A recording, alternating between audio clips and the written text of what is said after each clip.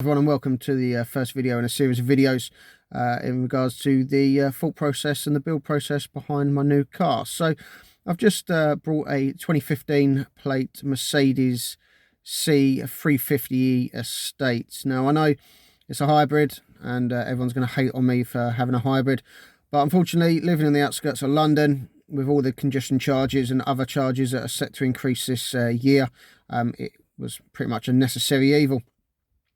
So the car's the C50e Sport, although the Sport means absolutely nothing. I'm sure it means something, but realistically, it's got standard front bumpers, standard rear bumpers. The interior is pretty standard, but you know, for a 5-year-old car now, it's in good nick. It's not too bad at all.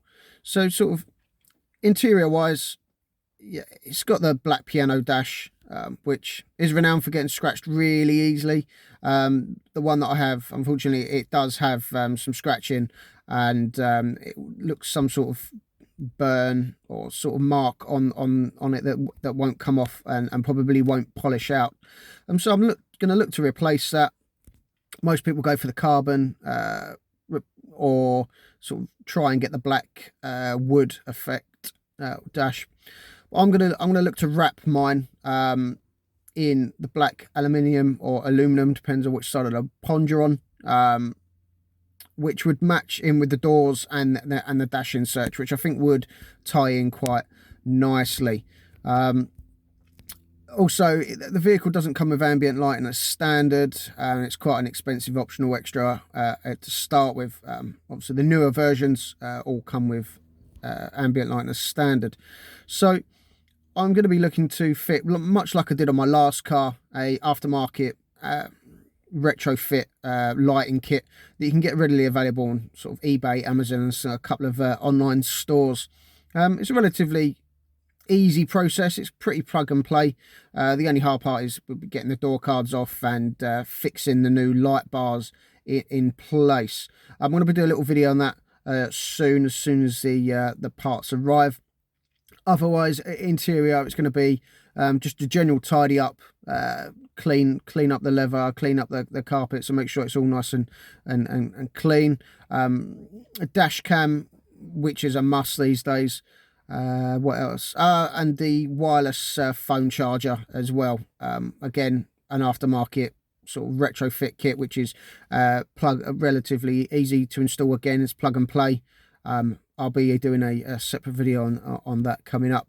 Exterior wise, like I say, it's got the standard front and rear bumpers. So front wise, I'm going to probably look to I want to try and get an extended chrome splitter, much like you get on the AMG line.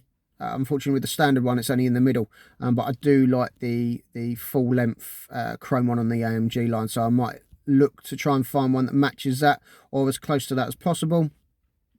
I'll replace up there, change the grille. It's got an AMG grille on this one. However, I'm going to probably look to change that to the chrome GT or Panamericana grille, which most people do. And I had it on my last car, and it does make the front of the car look a lot nicer.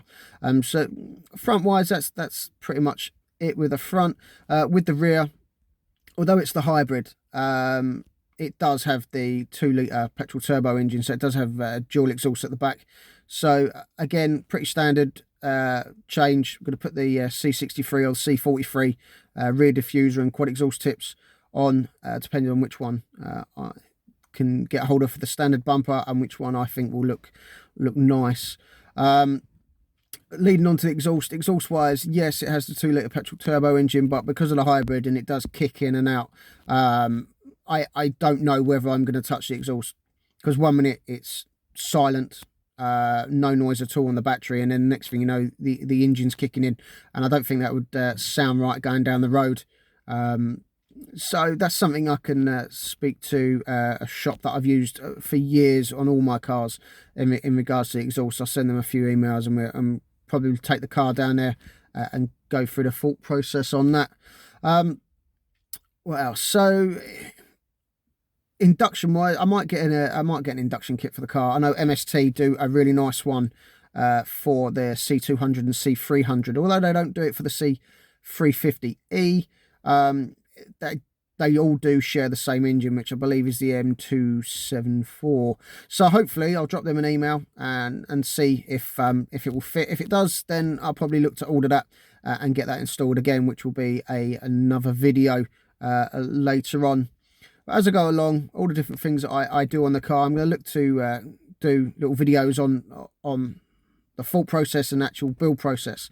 I'm going to say they are showing you how I replace the stuff. I'm not saying it's the right way, I'm not saying it's the wrong way. It's just little things that I've been picking up over the years. Obviously, if they are useful, obviously like the videos and comments. If you need any sort of links to where I get my tools from or get the parts from, please obviously message me. I'll put the links in the videos anyway, but if you need any tips and advice, or you want to talk about anything or any of the products that I use, then please message me and I'll get back to you as quickly as I can. With the videos, it's going to be in and around my work. I work quite a lot at the moment, so unfortunately I'll do the videos as much as I can, and so on.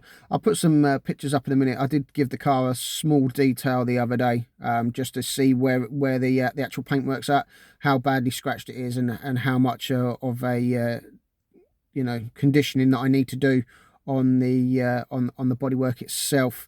But so far it doesn't look to be in too bad a condition. I'm probably looking at a day's work, if that. So obviously, please like the video and please hit subscribe, and obviously I'll post up new videos as and when I go along. I will see you soon. Thank you for watching.